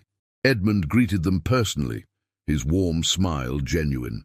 "William, Arabella, I'm delighted you could come. Let me show you to your rooms, and then I'll introduce you to the other guests. I think you'll find them fascinating." He was not wrong. Over dinner that evening, Arabella found herself seated between a celebrated poet and a lady who had recently published a treatise on educational reform. The conversation ranged from literature to politics to philosophy, and for the first time since her marriage, Arabella felt free to express her own opinions without fear of being thought too intellectual or unfeminine. "You have a remarkable mind, Your Grace," the poet, Mr. Hartley, said as they discussed the merits of different historical periods. "It's rare to find someone who can engage with ideas so thoughtfully. The Duke is a fortunate man." Across the table, William was deep in conversation with a gentleman who had recently returned from India, but Arabella noticed that his eyes kept drifting toward her, a slight smile playing at the corners of his mouth. When their gazes met, something passed between them, a shared moment of connection that made her heart flutter unexpectedly. After dinner, the guests gathered in the drawing room, where a young woman with striking features and an air of quiet intensity was persuaded to play the pianoforte. Her name was Miss Sophia Blackwood, and she was, Edmund explained, a composer of considerable talent, despite her youth and gender making it difficult for her to have her work performed publicly. As Miss Blackwood's fingers flew over the keys, creating music of haunting beauty, Arabella felt tears prick her eyes. There was such passion in the performance, such raw emotion, and it reminded her of all the dreams she had once harbored, dreams of a life filled with meaning and purpose beyond the narrow confines society prescribed for women. When the music ended, Arabella found herself approaching Miss Blackwood. "That was extraordinary," she said sincerely. "Have you published any of your compositions?" Miss Blackwood's expression was both grateful and bitter. "I have tried, Your Grace, but publishers are reluctant to take on work by a female composer. They say the public won't accept it, that it's unseemly for a woman to aspire to such things. So my music remains largely unheard, except at gatherings like this, where Lord Edmund is kind enough to give me a platform." An idea began to form in Arabella's mind. What if you had a patron, Miss Blackwood? Someone with the social standing to insist that your work be taken seriously. The young woman's eyes widened. Your Grace, I couldn't possibly presume." "You're not presuming. I am offering," Arabella said firmly. "I would be honored to serve as your patron, Miss Blackwood. With the Ashbourne name behind you, publishers might be more willing to take a chance on your work. And I could host a musicale at Ashbourne House, where your compositions could be performed for an audience of influential people. Would you be amenable to such an arrangement?" Miss Blackwood's face transformed with hope and gratitude. "Your Grace, I don't know what to say. Yes, of course, yes. Thank you." William, who had been observing this exchange from across the room, approached with Edmund at his side. "Arabella, what are you plotting?" he asked, though his tone was more amused than concerned. "I am going to be Miss Blackwood's patron," Arabella announced. "She is brilliantly talented, and it's absurd that her gender should prevent her work from being heard. With our support, she could have a real career as a composer." Edmund beamed. "Arabella, you are a woman after my own heart. I have been trying to convince William for years to use his influence to support artists and reformers. Perhaps you will succeed where I have failed." William looked at his wife with an expression that made her breath catch. Pride, certainly, but also something deeper, something that looked almost like wonder. If Arabella wishes to patron Miss Blackwood, then we shall do so. I trust her judgment in such matters. The simple statement of faith in her abilities meant more to Arabella than all the compliments she had received that evening. William was not merely allowing her to pursue this interest, he was actively supporting it, trusting her to make decisions that would reflect on the Ashbourne name. That night, as they prepared for bed in their adjoining chambers, William knocked softly on the connecting door. "May I come in?" Arabella, dressed in her nightgown with her hair loose around her shoulders, felt suddenly self-conscious. They had maintained separate bedrooms since their marriage, and William had never sought to change that arrangement. Of course. He entered still fully dressed and stood awkwardly for a moment before speaking. "I wanted to tell you that I was impressed by what you did tonight with Miss Blackwood. You saw a need and moved immediately to address it.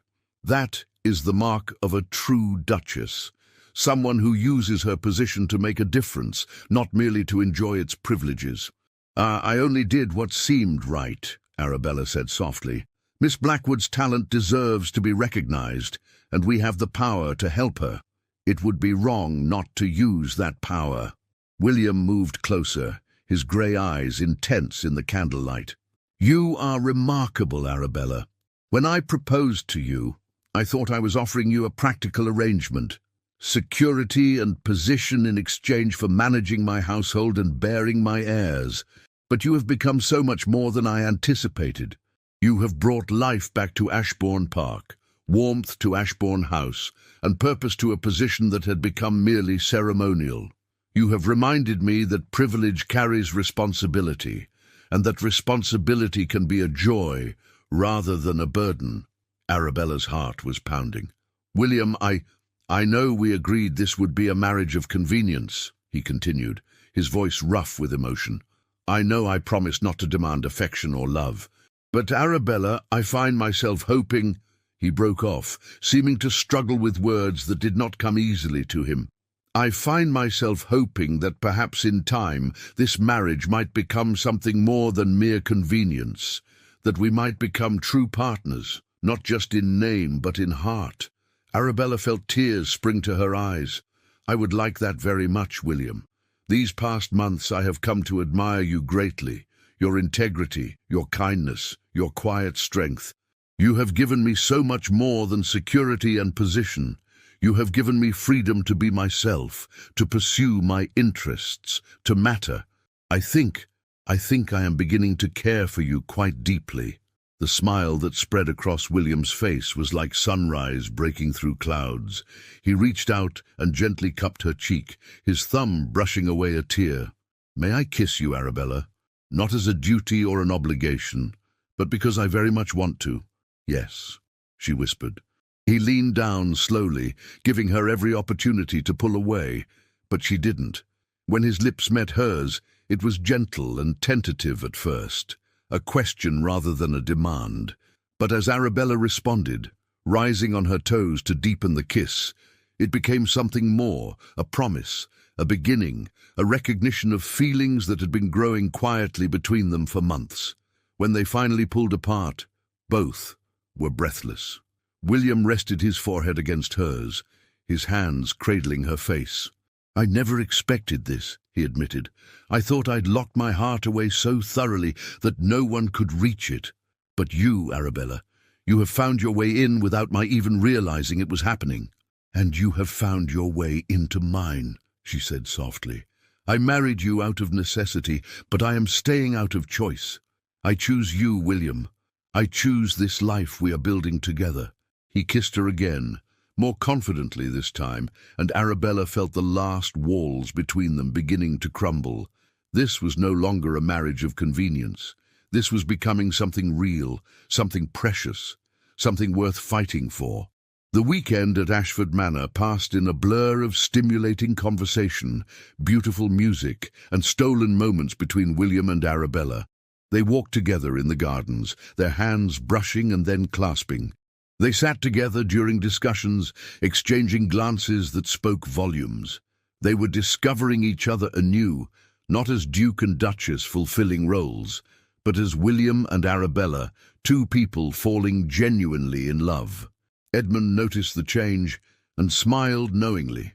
"I told you," he said to William on their last evening there. "I told you that Arabella was special. I'm glad you finally realized it yourself." "I am a fool for taking so long," William admitted. "But I intend to spend the rest of my life making up for lost time." Their return to London, however, brought an unwelcome reminder that not everyone was pleased by their happiness. A letter was waiting for them at Ashbourne House, written in an elegant hand that Arabella recognized immediately as Charlotte Pemberton's. "Dear Duchess of Ashbourne, I hope you enjoyed your little sojourn in the country. How cozy it must be to play at being a duchess while the rest of us remember the truth of your origins. I thought you might be interested to know that I have recently made the acquaintance of your brother Thomas. Such a charming young man.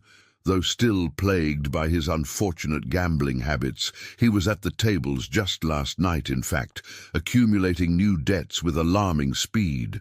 It would be such a shame if word got out that the Duke of Ashbourne's brother-in-law was once again facing financial ruin. People might begin to wonder if your family has learned anything from their previous disgrace, or if they are simply using the Duke's generosity to fund their continued excesses. I'm sure you would wish to address this situation before it becomes public knowledge. With warmest regards, Charlotte Pemberton. Arabella felt the blood drain from her face. Thomas had promised, sworn, that he would never gamble again after William had paid his debts. But Charlotte's letter suggested otherwise, and Arabella knew the woman would not make such claims without evidence. William read the letter over her shoulder, his expression darkening. "This is blackmail," he said flatly. "Charlotte is threatening to spread gossip about Thomas unless—" "What? What does she want?" "I don't know," Arabella said, her voice shaking. "But William, if Thomas has truly been gambling again, if he's accumulated new debts, then we will deal with it," William said firmly. "Together, Arabella, you are not alone in this. Whatever your brother has done, we will face it as partners." But even as he spoke the words, Arabella felt a cold dread settling over her. She had thought the worst was behind them, that they had weathered the scandal and emerged stronger. But Charlotte Pemberton was not finished with her yet, and Thomas's weakness had provided the perfect weapon. The next morning, William insisted on accompanying Arabella to her family's home in Bloomsbury, where they had moved after the wedding to a modest but respectable house that William had purchased for them. Her father greeted them with obvious anxiety, and her mother's eyes were red from crying. "Thomas is upstairs," her father said heavily. "He's been there since last night, refusing to come down or speak to anyone. Arabella, I am so sorry. We hoped that he had learned his lesson, but the gambling is like a disease with him. He cannot seem to stop, no matter the consequences." Arabella climbed the stairs to her brother's room, William close behind her. She knocked firmly on the door. "Thomas, it's Arabella. Open the door. We need to talk." There was a long silence, then the sound of shuffling footsteps. The door opened to reveal Thomas, looking haggard and ashamed. He was only 20 years old, but he looked older, worn down by guilt and addiction. "Bella," he said, his voice breaking, "I'm so sorry I tried to stop. I swear I did, but how much?" William asked, his voice hard. "How much do you owe this time?" Thomas couldn't meet his eyes. £10,000, maybe more. I lost track." Arabella felt as though she'd been struck. £10,000, after everything they had been through, after all the sacrifices that had been made. "Thomas, how could you?" she whispered. "After everything, after I married to save you from debtor's prison, how could you do this again?" "I didn't mean to," Thomas said desperately. "It started with just one game, just one night, and then I thought I could win it back, and—" He broke off, tears streaming down his face. "I've ruined everything again, haven't I? I've destroyed you and Papa and Mama, and now I've brought shame on the Duke as well. I'm sorry, Bella. I'm so sorry." William stepped forward, his expression stern but not unkind. "Thomas, you have a sickness. Gambling is not merely a vice for you. It is an addiction that you cannot control on your own. I will pay your debts this one final time, but there will be conditions." Thomas looked up, hope and fear warring in his eyes. "Conditions? You will leave London immediately and go to my estate in Scotland," William said firmly. "There, you will work as an estate manager under my head steward, learning a trade and earning your keep. You will have no access to gambling establishments, no opportunity to fall back into old habits. If you work hard and prove yourself trustworthy, in time you may earn a position of real responsibility. But if you gamble again, if you betray this second chance, you will be on your own. I will not rescue you a third time. Do you understand?" Thomas nodded, his face crumpling. "Yes, Your Grace. Thank you. I don't deserve your kindness, but I swear I will not waste this opportunity. I will make you proud. I will make Bella proud." "See that you do," William said. "You leave for Scotland tomorrow morning. I will make the arrangements." As they left the house, Arabella felt emotionally exhausted. William handed her into their carriage and sat beside her, taking her hand in his. "Are you all right?" "I don't know," she admitted. "I'm angry at Thomas for his weakness, but I also pity him, and I'm grateful to you for giving him another chance, even though he doesn't deserve it." "I'm doing it for you, not for him," William said quietly. "You love your brother despite his flaws, and I will not be the cause of a permanent breach between you. But Arabella, you must understand, this is the last time. If Thomas fails again, he will face the consequences alone. I cannot continue to enable his self-destruction." "I understand," Arabella said, "and I agree. Thomas must learn to stand on his own, to face his demons and overcome them. We cannot save him from himself." But even as she spoke, she couldn't shake the feeling that Charlotte Pemberton's letter had been more than just information. It had been a warning shot. Charlotte had demonstrated that she could still hurt Arabella through her family, that the past was never truly past, and that scandal was always lurking just beneath the surface of their carefully constructed respectability. That evening, as they dressed for a dinner at the home of the Duke and Duchess of Devonshire, Arabella voiced her concerns. "William, I think Charlotte is planning something. The letter about Thomas felt like a test, a way of showing us that she still has power to harm us. I'm afraid of what she might do next." William finished tying his cravat and turned to face her, his expression serious. "Then we must be vigilant. But Arabella, you must also remember that we are not powerless. You are the Duchess of Ashbourne, with all the protection and influence that title confers.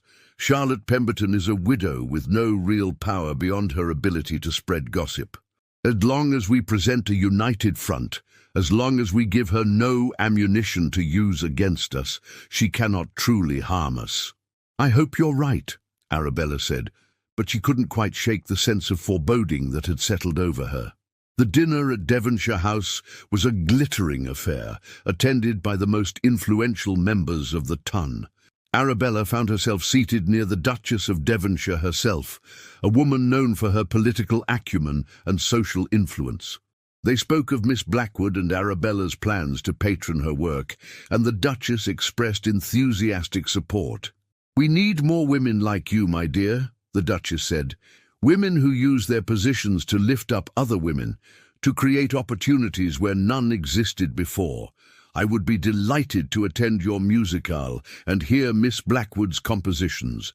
With both our names attached to the event, it will be the talk of the season." Arabella felt a surge of excitement. This was what she had hoped for, the ability to make a real difference, to use her position for something meaningful. She glanced across the table at William, who was deep in conversation with the Duke of Devonshire, and felt a rush of affection for the man who had made all of this possible. But her contentment was shattered when, during a lull in the conversation, Lady Charlotte Pemberton's voice rang out from further down the table. "Your Grace," she said, addressing Arabella with false sweetness, "I understand your brother has left London rather suddenly. I do hope there's nothing wrong?" The table fell silent, all eyes turning to Arabella. She felt her heart begin to race, but she kept her expression calm and her voice steady. My brother has accepted a position managing one of my husband's estates in Scotland. It is an excellent opportunity for him to learn estate management and develop his skills. We are very proud of him." "How fortunate," Charlotte purred. "One might almost think the Duke was doing your family yet another favour, rescuing your brother from some difficulty, but of course that would be uncharitable of me to suggest." Before Arabella could respond, William's voice cut across the table like a blade. "Lady Charlotte, your insinuations are both tiresome and inappropriate. My brother-in-law is a young man of promise who is beginning his career in estate management. If you have nothing constructive to contribute to this conversation, I suggest you remain silent." The rebuke was public and devastating. Charlotte's face flushed with anger and humiliation, and several guests looked away in embarrassment. The Duchess of Devonshire smoothly changed the subject, but the damage had been done.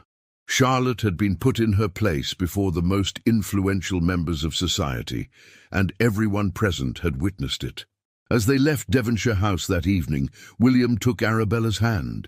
"I'm sorry you had to endure that. Charlotte is becoming increasingly desperate and reckless, but her behaviour tonight will have consequences. The Duchess of Devonshire does not tolerate such rudeness at her table, and Charlotte will find herself excluded from future invitations." "She's going to retaliate," Arabella said quietly. "She won't let this go." "Let her try," William said grimly. "We have weathered worse storms than Charlotte Pemberton, and we will weather this one too. Together, Arabella, always together." She leaned against him as their carriage rolled through the London streets, drawing strength from his solid presence. They had come so far from that disastrous morning at St. George's Church. They had built something real and precious from the ruins of scandal and necessity. And whatever Charlotte threw at them next, they would face it as they faced everything now, as partners, as allies, and increasingly as two people genuinely in love.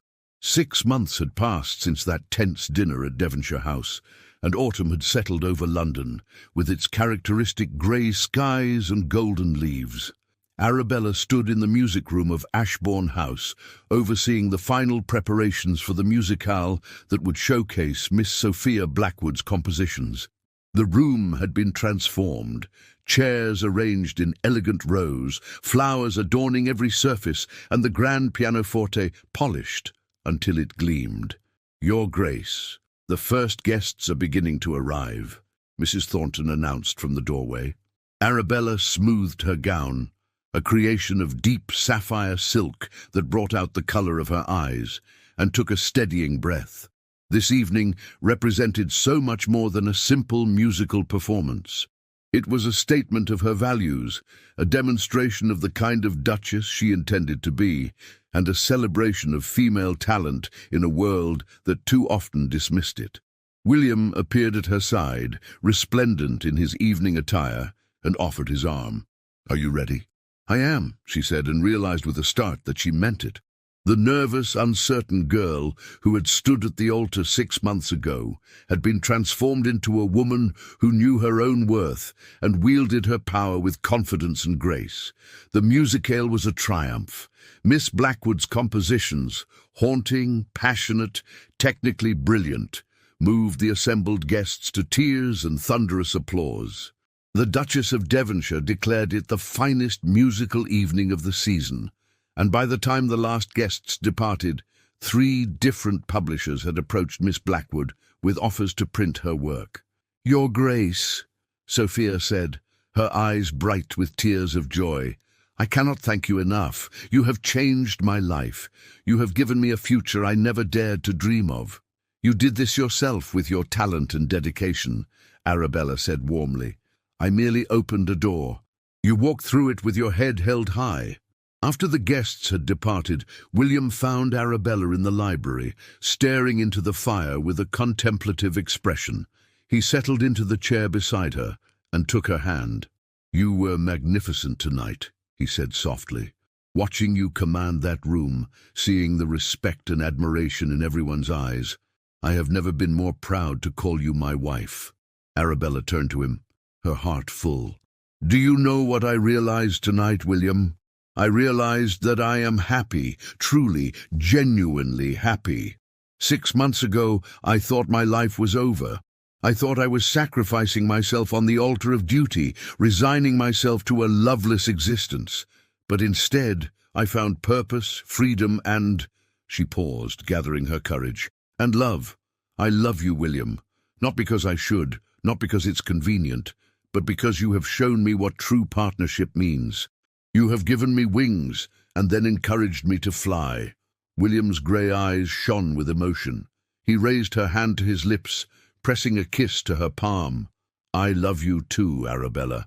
I fought against it at first, told myself it was merely respect and admiration. But the truth is that you have awakened something in me that I thought died with my mother. You have taught me that love doesn't have to be a source of pain, that it can be a source of strength and joy. You have made me whole again. He pulled her into his arms, and they sat together in the firelight, two people who had found in each other something neither had been looking for, but both desperately needed. The peace of that moment was interrupted the next morning by an urgent message from Lady Beatrice. Arabella read it with growing alarm. My dear William and Arabella, I must warn you that Lady Charlotte Pemberton has been spreading a particularly vicious rumour. She is claiming that Arabella's patronage of Miss Blackwood is merely a cover for an inappropriate friendship, suggesting that there is something unnatural about two young women spending so much time together. The insinuation is both disgusting and dangerous, as you well know.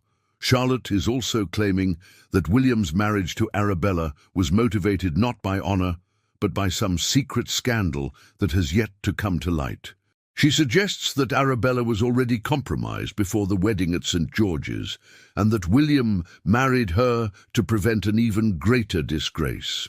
These lies are gaining traction among certain circles, particularly those who resent your influence and success. I thought you should be aware, so that you can address them before they spread further. With love and concern, Aunt Beatrice Arabella felt sick. Charlotte's malice knew no bounds. She was willing to destroy reputations, to spread the vilest lies, simply because she could not bear to see Arabella happy and successful. William's face was thunderous as he read the letter. This has gone too far. Charlotte has crossed a line from mere gossip into outright slander. I will not allow her to continue attacking you with impunity. What can we do? Arabella asked. If we confront her directly, it will only give the rumors more attention. If we ignore them, they may spread unchecked. We expose her, William said grimly. We reveal her for what she truly is, a bitter, vindictive woman whose jealousy has driven her to cruelty. And I know exactly how to do it. Over the next week, William put his plan into motion with the precision of a military campaign.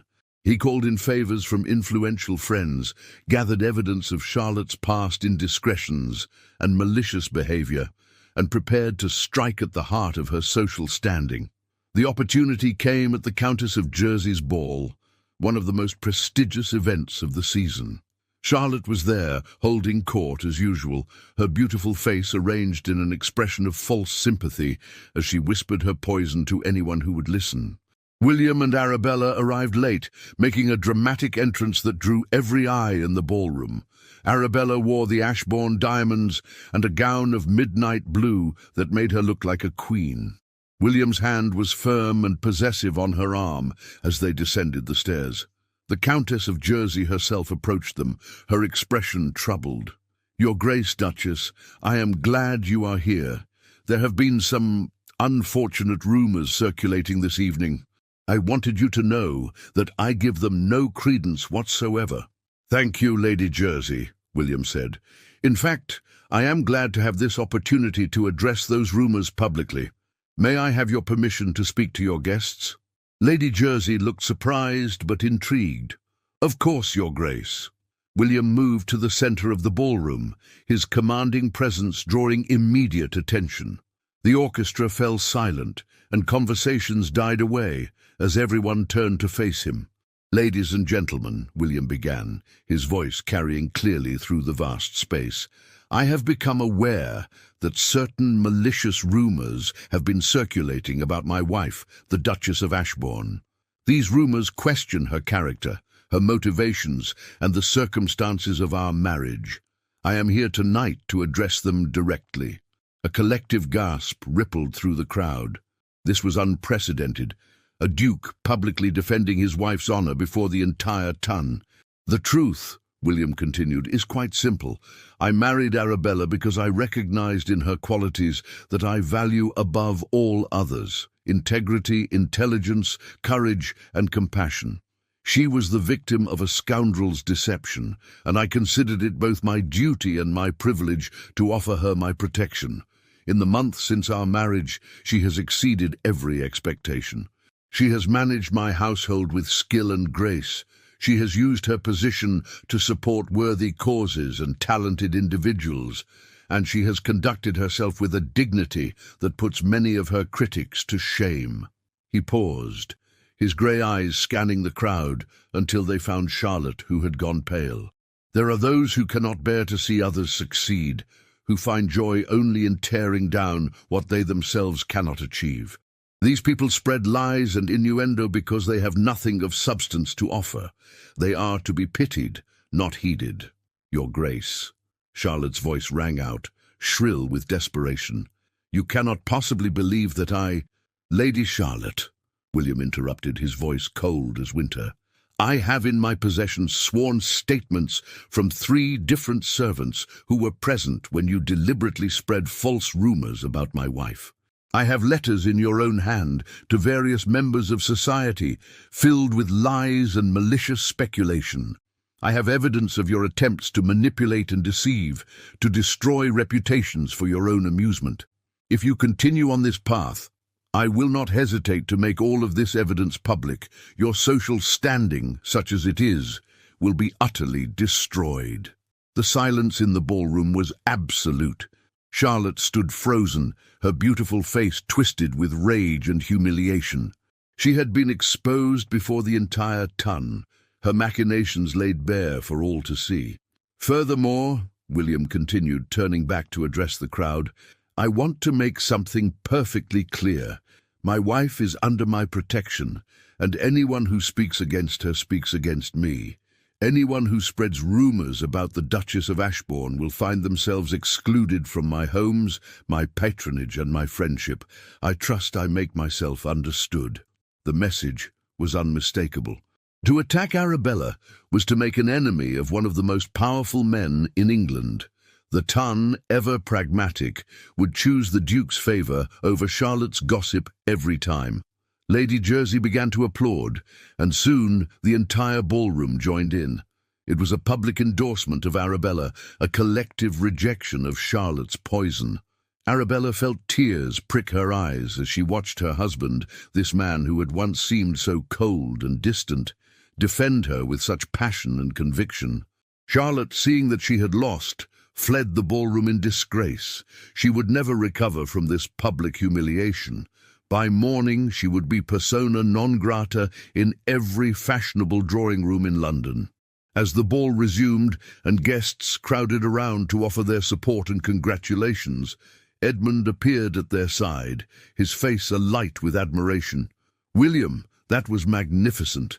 I have never seen you so passionate about anything.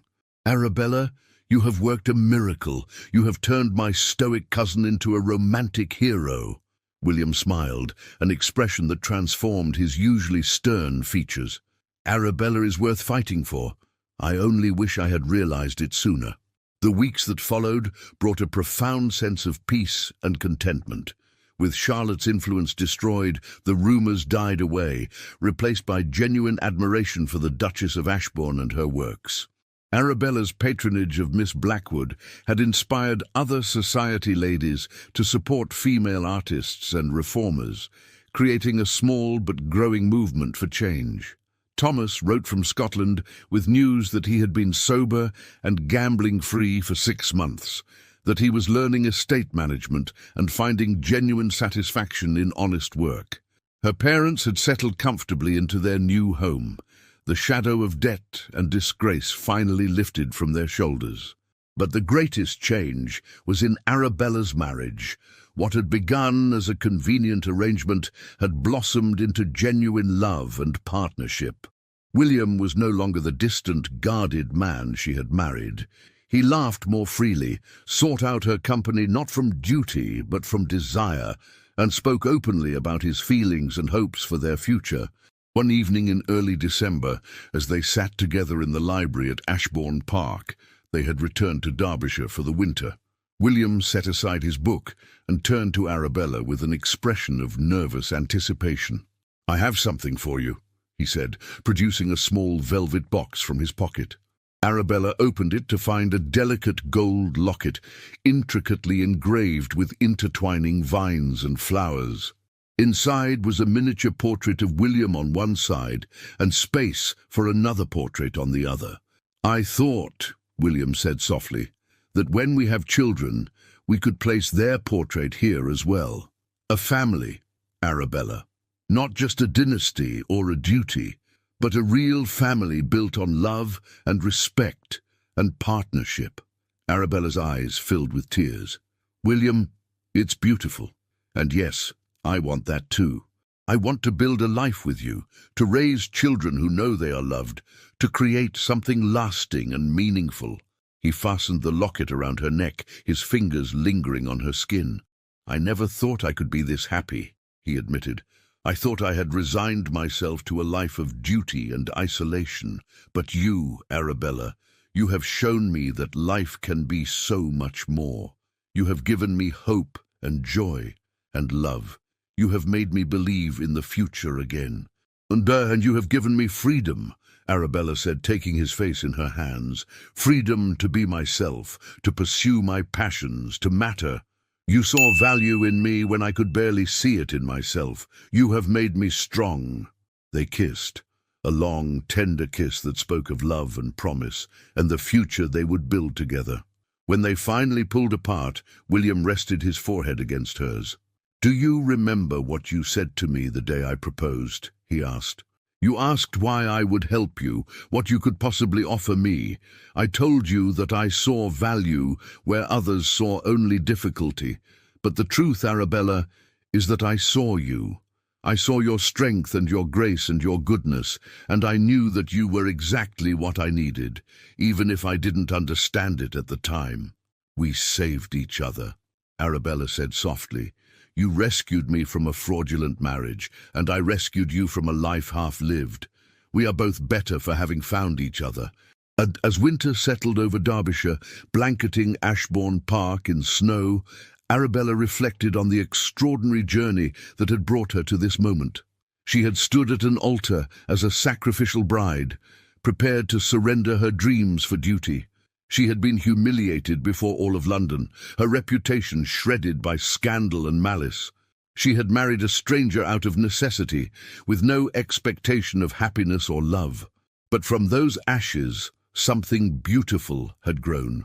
She had discovered her own strength, had learned to wield power with grace and purpose, had found in William a partner who valued her mind as much as her beauty, who encouraged her ambitions rather than stifling them. She was no longer the frightened girl who had walked down the aisle at St. George's Church. She was the Duchess of Ashbourne, a woman of influence and purpose, beloved by her husband and respected by society. She had bloomed where she was planted, transforming a marriage of convenience into a love story for the ages. And as she stood at the window of Ashbourne Park, watching the snow fall over the estate that was now her home, William's arms wrapped around her from behind, she knew with absolute certainty that she had found exactly where she belonged. The scandal that had threatened to destroy her had instead become the catalyst for her greatest happiness. The Duke, who had defied the ton to choose her, had become the love of her life, and the future that had once seemed so bleak now stretched before her, bright with possibility and promise. She had been offered up as a sacrifice, but she had emerged as a victor. She had been judged and found wanting by those who did not matter, but she had been chosen and cherished by the one who did. And in the end, that made all the difference. Thank you for listening to this story.